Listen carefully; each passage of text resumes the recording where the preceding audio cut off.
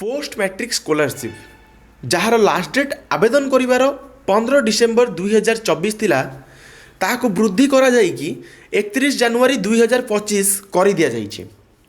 मु यह regarding tweet भी मध्य करी आपको जितेबाला 10 तारिख रे वीडियो प्रोवाइड करी सेतबेले भी मध्य कही जदिओ Odisha state scholarship portal open होची किंतु जो रही post matric scholarship under ST and SC and MBC welfare department तरफ सेटा ओपन हो नथिला। ओपन हेले भी जेतेबेले आपण माने ताकू एक्सेस करिवे एक्सेस हो नथिला।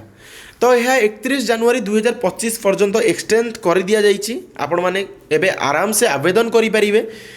आवेदन रो संपूर्ण प्रक्रिया भी मध्य मु आपण मानकू भाबुची गोटे वीडियो माध्यम रे जणाई देबी। आशा करी वीडियो समस्त को इनफॉर्मेटिव हेइथिबो। गोटे शॉर्ट इनफॉरमेशन कहिले किछि भूल हेबो नाही।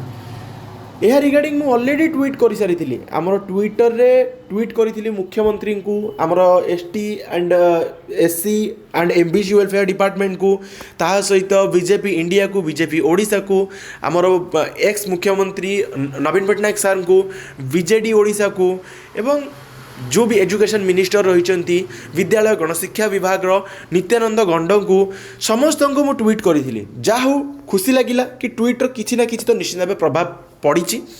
एवं वर्तमान सुधा जदि तुम्हें मैंने आवेदन करन ताहले आवेदन क्लियर कट कर बहुत टाइम एनफ टाइम तुम पाखे अच्छी।